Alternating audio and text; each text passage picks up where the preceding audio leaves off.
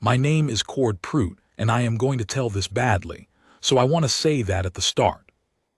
I am a man who does things. I am not a man who talks about things he does, which means I am not the right person to be telling this. But Eli says someone ought to write it down, and he is 19 now and gets his way more than he used to. And Macon backs him up.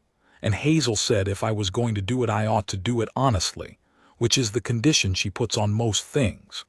So here it is, as honest as I can make it, which is not very eloquent but is true. In the autumn of 1879, I was running the Prout operation 4 miles south of Duskwater, Colorado, which is a fictional name I am using because this is my family's business and not the county's. I had been running it alone for 3 years since my wife Clara died of a fever in the summer of 1876. She died in July, which is the worst month for a thing like that. The days are long and the work doesn't stop, and you grieve in the margins, which is not the same as grieving properly. And after a while the margins close and you are left with the grief packed in somewhere you can't easily reach and the work still going. I had 2 boys, Eli, who was 9 in the autumn of 1879, and Macon, who was 7. They are the reason I am going to try to tell this right, because what happened that autumn was more theirs than mine at the beginning, and I want to do it justice. Eli had his mother's forehead and his grandfather's stubbornness, and the particular quality of a child who understands more than he shows, which made him easier and harder than a boy his age ought to be. He had been the man of the house from the age of 6 in the ways available to a 6-year-old, which were mostly symbolic but which he took seriously, and which I had let him take seriously, because I did not know how to tell him that was my job without making him feel the loss of it. That was a mistake I was still carrying. Macon was 7 and had Clara's eyes and the disposition of a man who will be easy to like for his entire life, which is a gift, and also a vulnerability on the frontier where liking things too easily can cost you. He had not fully understood what happened to his mother until about a year after it happened, and when he understood it, he grieved in the clean, full way that children grieve when they are allowed to, which he was, because I made sure of that even when I could not do the same for myself. Before Miss Prout there had been 4 arrangements, by which I mean 4 attempts to provide my sons with what I could not adequately provide, which was the daily company of a woman with patience and skill, and enough goodness to give some of it to 2 boys who needed it. None of the 4 arrangements held. I am not going to say why each one ended because that is other people's business, but the honest accounting is that by September of 1879 I had been through 4 such arrangements in 3 years, and my sons had learned to be careful about getting attached to anything, which is not a thing a 7-year-old and a 9-year-old ought to know. Miss Prout arrived on the September stage. I did not meet her until the 2nd week of school. The arrangement was that she taught the Duskwater school, which served the town children and the ranch children from the surrounding 4 miles, and that families with ranch children had the option of boarding with the school's arrangements or making their own. I had been making my own, which meant Eli and Macon rode the 4 miles to town with one of my hands on school days and rode back in the afternoon. This had been the arrangement for 2 years, and it was functional. What brought me into town in the 2nd week of September was a fence post and a delivery from the hardware store, not any particular intention of meeting the new schoolteacher. But I was at the hardware store and the school was across the road, and it was the afternoon recess, and I could see my boys in the yard from where I stood at the hardware store porch, which meant I could see Miss Prout as well. She was standing at the edge of the yard with a group of 4 children, not directing them or organizing them, but listening. That was what I noticed first. She was listening. Macon was telling her something with considerable animation, and she was attending to it with the full focus of a person who considers what a 7-year-old says worth attending to. Eli was standing slightly apart, watching her watch Macon, with the expression he gets when he is assessing whether something is going to hold. I watched for perhaps 2 minutes, Then the delivery was ready and I loaded it and left. What I told myself on the drive home: the new teacher seemed competent and the boys seemed settled. What I did not tell myself: that I had watched her for 2 minutes and could have watched for 5. The first Sunday dinner happened because Macon asked for it.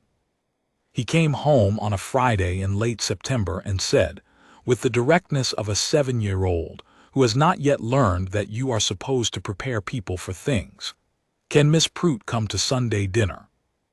I said where had that come from. He said she had told him she had not yet tried the road south of town, and he wanted to show her the creek where the big cottonwoods grew. I said that was for me to decide, not him. He said, "I know, that's why I'm asking." I looked at him for a moment. He looked back at me with Clara's eyes. I said I would think about it. Eli, who had been at the table pretending to read, said, without looking up, "She doesn't have family here. She came from Ohio. She eats at the boarding house." I said I was aware she had come from out of state. Eli said, "She's been in Duskwater for 3 weeks and we're the only people she knows." I said, "How do you know that?" Eli said, "I asked her." I looked at my older son. He looked at his book. I thought about whether to be exasperated at him and decided it would be beside the point. I rode into town on Saturday morning and asked Miss Prout if she would like to come to Sunday dinner, explaining that my boys had expressed the wish. She said yes, she would appreciate that, and asked if she could bring anything. I said no, that wasn't necessary. She said she would bring bread because she had been intending to bake and it was more satisfying to bake for a purpose. I said all right. She brought the bread. It was good bread. Macon told her it was the best bread he had ever eaten, which was the kind of statement Macon made with complete sincerity, and which was also, in this case, accurate. After dinner, Macon showed her the creek with the big cottonwoods, as promised, and Eli walked with them because he had decided to, and I walked because I was not going to send my boys into the creek country with a woman from Ohio who did not know the land. This was a practical reason, and also, I will admit, a reason I gave myself in place of some other reason I was not examining. The cottonwoods were, in fact, spectacular that late September afternoon. The light came through them in the way it comes through big trees in autumn, gold and angled, and the creek ran clear, and the stones were the pale kind that catch the light from below. Miss Prout stopped at the bank and looked at it for a moment, and then said, quietly, to herself as much as to anyone, "Ohio didn't have anything like this." Eli said, "What did Ohio have?" She said, "Rain, and my grandmother's garden, and a lot of people who had known me since I was small." Macon said, "Did you miss them when you left?" She looked at him. She said, "Yes, I still do sometimes." Macon said, "I miss my mama. She's been dead 3 years." The word hit the air the way words hit air when children say them without armor, directly, with all their weight. I watched Miss Prout take it in. She didn't look away from him, and she didn't change the subject, and she didn't produce the expression adults produce when children say things like that, the careful, managed expression of someone deciding what the right response is. She just said, "I know. I'm sorry, Macon." He nodded. He picked up a stone and threw it in the creek. That was the end of that. He went back to examining the creek bed for interesting stones, and she watched him for a moment, and then she looked at me, just briefly. I looked back. Neither of us said anything. We walked back to the ranch in the late afternoon light, and I saddled one of my horses and rode her back to town. And on the road she asked about the land, practical questions, the kind a person asks when they are genuinely curious about a place and not just filling silence. I answered them. We said good evening at the boarding house gate. I rode home. Both boys were already in bed when I got back. Eli was not asleep. I could tell because his breathing was the wrong kind. I went in and sat on the edge of his bunk and asked him what he was thinking about. He said, "She didn't make a face when Macon said about Mama." I said no. He said Mrs. Harkin did, and the one before her.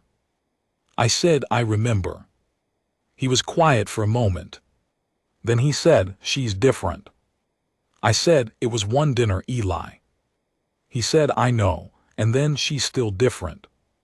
I sat there for a while. He went to sleep. I went out and sat on the porch in the dark and thought about a woman who didn't make a face when a 7-year-old said his mother was dead, and I thought about it for longer than I intended. October. The schoolhouse had a shutter that had been loose since the spring, and that the school board had been meaning to address since the spring. I addressed it on a Saturday in early October, because the first hard wind of autumn was coming, and a loose shutter in a hard wind becomes a broken shutter, and a broken shutter in a schoolroom in October in Colorado becomes a cold schoolroom, which became my son's problem. I told myself this was the reason I addressed it on a Saturday, instead of sending one of my hands to address it on a weekday. Miss Prout was at the schoolhouse when I arrived.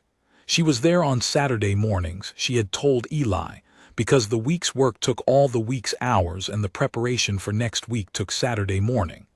I had not planned for this. I knocked at the door and told her I was there about the shutter, and she said, come in. The side window was the one, and she went back to her work. I fixed the shutter. She worked at her desk. We talked in the way people talk when they are doing separate things in the same room intermittently without ceremony.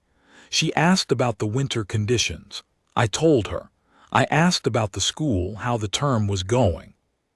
She said, well, that the Duskwater children were quicker than she had expected, and that she was having to prepare more carefully than she'd anticipated, because they asked questions she had to think about. I said Eli and Macon gave her no trouble, I hoped.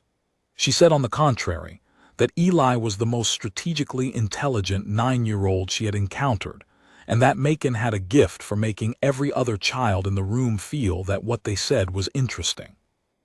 I sat with that for a moment. It was an accurate description of my sons, more accurate than most people managed, and she had said it the way she said most things, plainly, as observation, without trying to make me feel good about it, which made me feel good about it. I finished the shutter. I said good day. She said she appreciated the work on the shutter. I said it needed doing. I drove home and thought about the way she described my sons for approximately the entire 4 miles.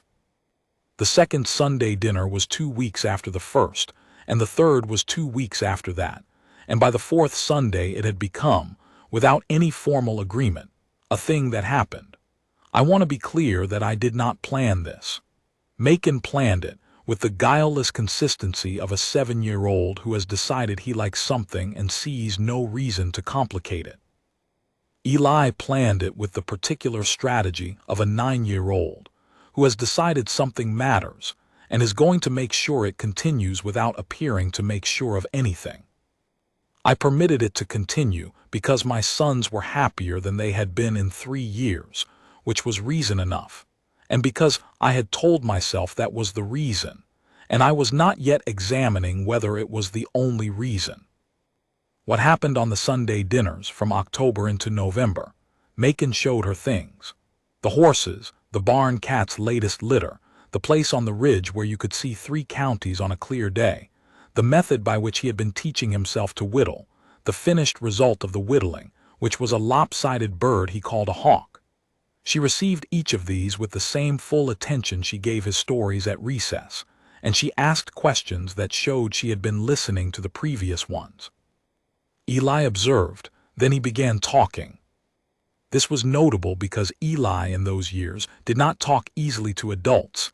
He had the wariness of a child who had watched adults fail to be reliable, which I carry some responsibility for regardless of my intentions. But he began, over those November Sundays, to talk to Hazel Prout, not about large things, about books, which she had more of than anyone he had met, about the territory which she wanted to understand, about what he wanted to do when he was grown, which he had a clear opinion about, and which she heard without managing his opinion into something more acceptable. I cooked the Sunday dinners, which I am competent at in the functional way of a man who has cooked for himself and 2 boys for 3 years, nourishing, reliable, not ambitious. She brought bread each time. In November she brought a pie twice, which was apple and was better than competent. I said so. She said her grandmother had taught her, and that she was glad the grandmother's pie survived the trip to Colorado. I thought about that. A woman carrying her grandmother's pie recipe from Ohio to a cattle town in Colorado to put it on a rancher's table on Sunday. There is something in that. I want to tell you about the schoolhouse roof. In November, the Duskwater School Board had a meeting about the schoolhouse roof, which was sound on the west side and not entirely sound on the east, and which several board members felt could be addressed in the spring, and which one board member, who happened to be me, I had been on the board since '77, felt could not wait for spring because the east side was going to let water in before February, and water in a schoolroom in February in Colorado is a problem you fix in October and not in March when it is too late. I won the argument. The roof was assessed. The roof needed 2 sections of new shake and a full examination of the east ridge seam. I was not a roofer. I hired a roofer. I also, on the Saturday the roofer came, showed up myself with my hands because 3 men can do what 2 men do in half the time, and I wanted it done right before the weather turned. Miss Prout was at the school that Saturday morning as she always was. She made coffee for the men working. She did not make a production of this. She simply put a pot on the stove and left cups out, and that was the end of it. At noon, she put sandwiches on the table in the schoolroom, which she had brought from the boarding house, because, she said, she had been told the work would take all day, and it was a long time to work without eating. I came down from the roof at noon, and she handed me a cup of coffee and a plate and said, "You didn't have to be here for this. You won the argument. You could have let the hired man handle it." I said the hired man would have done it adequately, and that I wanted it done right. She looked at me with the expression she had that I had been noticing since September, not quite a smile, not quite assessment, something in between. She said, "Is there a difference between adequately and right?" I said, "Yes, there's always a difference." She nodded. She said, "I think so too." She picked up her cup. She said, "Your boys told me you fixed every fence post on the south pasture last spring when you could have had the hands do it." I said my hands had enough to do. She said, "That's not why." I looked at her. She looked back at me with a not quite smile, and then she went back to her desk. I went back up on the roof. I thought about that exchange for the remainder of the day, and for several days after. December. The 1-year contract ran September to September. In December, Miss Prout told the school board she was undecided about whether she would renew it, which Eli told me because Eli knew things that happened at the school that I had no direct access to, and which he chose to tell me on a Tuesday evening in a tone of voice that was entirely factual and entirely deliberate. I said, "Where did you hear that?" He said, "She told the Hendersons she wasn't sure, and Mary Henderson is in my class." I said, "People are allowed to be undecided about their contracts." He said, "Yes," and then after a pause, "Are you going to do anything about it?" I looked at my son. He was 9 years old, and he was looking at me with the steady patience of a person who has prepared a question carefully and is prepared to wait for the answer. I said, "That's not your business, Eli." He said, "I know." He went back to his schoolwork. I sat with that for a long time. Then I went and checked on the horses, which is what I do when I need to think without sitting still, and I thought about Hazel Prout for the length of time it took me to check the horses, which was 45 minutes. What I thought about, the September afternoon at the creek and the way she received Macon's grief without managing it, the Saturday mornings at the schoolhouse, the shutter, the roof, the Sunday dinners and the bread and the grandmother's pie, the way Eli talked to her, the way Macon showed her things, the way she said, "Is there a difference between adequately and right?" and then went back to her desk as though she had not just said something that was going to stay with me. What I understood, standing in the barn in December in the dark, that I had been watching this since September and had been pretending I was watching it for my sons and not for myself, and that the pretending was no longer convincing, not even to me. I went inside. Eli was still at the table. He did not look up. I said, "I'll think of something." He said, "Okay." He turned a page. Christmas. We had the Sunday dinner on Christmas Day itself, which was a Thursday. Hazel brought a pie and a small package for each boy, a book for Eli, which was exactly the right book, which meant she had been paying attention to what he read, a carved wooden hawk for Macon, which she had made herself from a piece of cottonwood, which was considerably better than Macon's whittled version, and which he received with the unguarded delight of a 7-year-old who has just been given something he did not know he wanted. I had gotten her something. I am not a man who gives gifts easily, which is to say, I am not a man who knows how to communicate the size of a thing through an object, but I had tried. It was a good quality journal, bound in dark leather, from the Duskwater General Store. I had thought about it for 2 weeks, and this was what I arrived at. A woman who came west from Ohio with her grandmother's pie recipe, and who was writing herself a new life, deserved a good place to put the words. She opened it and was quiet for a moment. Then she said, "This is exactly right." I said I was glad. She looked at me. I looked back. Eli was watching both of us from the other side of the table. Macon was holding his hawk up to the window to see the light through it. After dinner, I hitched the wagon to drive her back to town. The boys rode in the wagon bed. The evening was clear and cold, the December stars sharp above the Colorado Plateau, and the horses moved easy on the familiar road. Nobody said much. Macon fell asleep against Eli's shoulder about a mile out. Eli sat up and watched the road with the attentive patience of an old man in a 9-year-old's body. At the boarding house gate I helped her down, and she thanked me for the dinner and for the journal. I said she was welcome. She put her hand briefly on my arm, not asking anything, just placing it there for a moment the way a person does when words are not the right instrument, and then she went in. I drove home. Both boys were asleep in the wagon bed. I thought about a hand on my arm for the entire 4 miles. January. I am going to tell you what I did in January rather than what I thought, because what I thought is harder to put in words, and what I did is self-explanatory.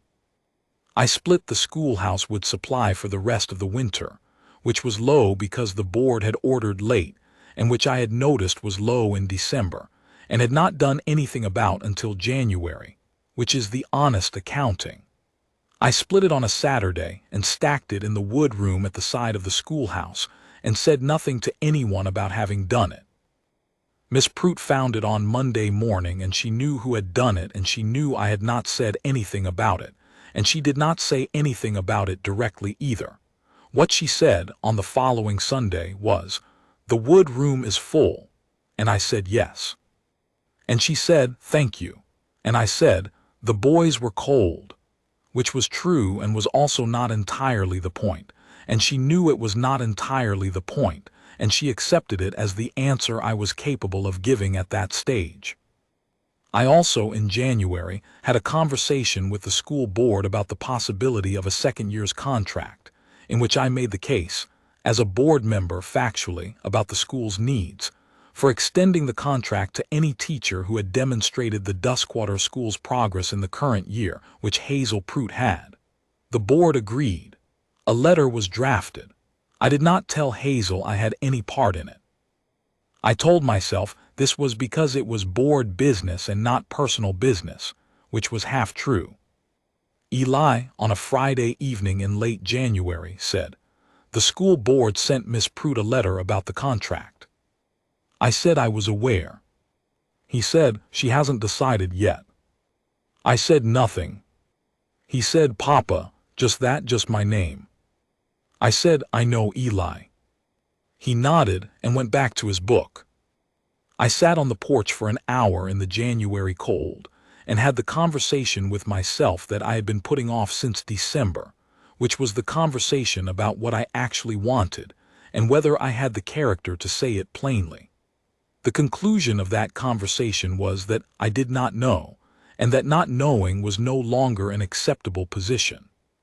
February. Macon said, "Is Miss Prout going to leave in September?" I said I didn't know. He said, "I don't want her to." I said I understood. He said, "Do you want her to?" I looked at my younger son. He was 7.5 and he was looking at me with the clear-eyed directness of a child who asks questions he actually wants answered and does not yet know that adults find this uncomfortable. I said, "No, Macon, I don't want her to." He said, "Then you should tell her." I said, "It's more complicated than that." He thought about it. He said, "Why?" I thought about how to explain the complications of approaching a woman you have been watching since September without making it seem like anything other than what it was, and about the business of being a man who does not say things easily, and about the specific difficulty of being a man whose sons were invested in the outcome, and about how to be honest about all of this without being either too much or too little. I said, "I'm working on it." He said, "Okay," and went back to whatever he was doing. March. On a Sunday in early March, after dinner, Eli and Macon went to look at the barn cats, which they did at the end of every Sunday dinner, and Hazel and I were at the table with coffee and the particular quiet of a house from which children have temporarily removed themselves. She said, "The school board's letter." I said, "Yes." She said, "I know you had something to do with it." I said it was a board matter. The reasoning was sound. She said, "I know the reasoning was sound. That's not what I'm asking about." I looked at my coffee cup. Then I looked at her. She was watching me with the expression that was not quite a smile and not quite assessment. I said, "I want you to stay." She was quiet for a moment. Then she said, "In Duskwater." I said, "Yes, and more than that." She was quiet again. The barn cat came through the open kitchen door, which the cats did when they chose to, and walked across the floor and settled under the stove, which was where the cats settled when they wanted the warmth, and neither of us commented on it. She said, "I have a contract to think about and a life I'm building here. If I stay, the more than that, I want to know that it's real. That it's not," she paused, choosing the word carefully, "provisional." I said, "It is not provisional." She said, "You're sure?" I said, "I have been watching you since September and I have run out of reasons to pretend I was doing it for anyone other than myself. If that counts as sure, then yes." She looked at me for a long moment. Then she said, "All right." I said, "All right." She said, "All right, I'll stay, and the more than that." She looked down at her coffee cup and then back at me. "I want to be honest with you about something." I said she could say it. She said, "I came west because Ohio was finished for me. I had a life there that closed. I'm not bringing that life here and I am not looking to replace it with a copy. What I am building here is different and it's mine and I intend to keep building it." She paused. "What I am saying is that I choose this Duskwater, this school, these boys, and you because I choose it, not because I need to." I said, "I understand." She said, "Do you?" I said, "You are not asking to be taken in. You are asking to stay." She looked at me for a long moment. Then the not-quite smile became something fuller and more certain. She said, "Yes, exactly that. I am going to skip ahead, because the months between March and June belong to us, and I am not going to try to put them into words that do them justice. What I will tell you is that in June Hazel Prout became Hazel Prout, and that the Duskwater School Board had to find a new teacher for the following year, and that I have not kept meticulous count of how many times Eli said, "I told you so," without saying those words, because the number is considerable. But I want to go back to a night in the previous autumn, which is the night that belongs at the center of this telling even though I am coming to it near the end, because it is the moment Eli made plain what he had understood since September. It was a November evening. Dinner was over, Hazel had gone home, and the boys and I were at the table, Eli with his schoolwork, Macon with the lopsided hawk he was still working on at that point. I was going over the winter feed accounts. The lamp was burning. Outside it had begun to snow, which was the first real snow of the season, soft and steady through the window. Eli set down his pencil. He looked at his schoolwork. He looked at me. He said, "Papa, she stays." Not a question, not a request. A statement of fact, delivered in the tone of a 9-year-old who has finished thinking about something and arrived at a conclusion. I looked at him. He said, "That's what we want. Macon and me, we want her to stay." Macon looked up from the hawk. He nodded once, with the gravity of a 7-year-old who is backing up his brother. I sat there for a moment with the feed accounts in my hand, and the snow falling outside, and my 2 sons looking at me across the table. I said, "I know." Eli said, "Do you want her too?" I said, "Yes." He looked at me for a moment longer. Then he picked up his pencil and went back to his schoolwork. That was it. That was the whole conversation. But I sat there for a long time after both boys had gone to bed, with the snow still falling and the lamp burning low, and I thought about a 9-year-old boy who had been watching since September with more clarity than his father, and who had waited until he was sure before he said the thing out loud. He had been right since September. I had needed until November to know it, and until March to say it, and that is the honest accounting. It is 1889 now, which is 10 years since that autumn, and I am writing this at the kitchen table while the coffee is on and the morning light is coming through the east window. Hazel is in the schoolroom she uses for her work. She does not teach the Duskwater school anymore. We have a teacher for that, but she teaches Hazel's school, which is what Macon calls it, which is the correspondence program she started 3 years ago for the ranch children who can't make it to town daily. She started it because she saw the need, and because she is a woman who addresses needs she identifies, which I have observed for 10 years and which still impresses me. Eli is 19 and runs the North Pasture. He is exactly what he was at 9, strategic, clear-eyed, not easily surprised, plus 10 years of growing into it. He still does not say, "I told you so" in those words. He does not need to. The look is sufficient. Macon is 17 and has Clara's eyes and his own entirely specific way of being in the world, which includes an ability to make every person he meets feel that they are interesting and worth knowing, and a carved hawk on his windowsill that is considerably more refined than the original lopsided version, because he has been practicing for 10 years. He gave Hazel the second hawk he ever carved, which was the first one he was satisfied with, and she keeps it on her desk. I am going to stop here because I said I would write this honestly, and the honest ending is this. I do not have the words for what the last 10 years have been, and I do not expect to find them, and I do not think I need them. What I have is this table, and the coffee, and the morning light, and the sound of Hazel in the next room, and my sons on the land, and the knowledge that the life I am living is not the life I was running on discipline and trying to sustain. It is the life that grew from what my sons saw first, and what I was slow to see, and what Hazel chose freely with her eyes open. She chose it because she chose it, not because she needed to. That is the most important fact in this accounting, and I want to make sure I have said it right. She chose it, every day since she chooses it, and every day since so do I.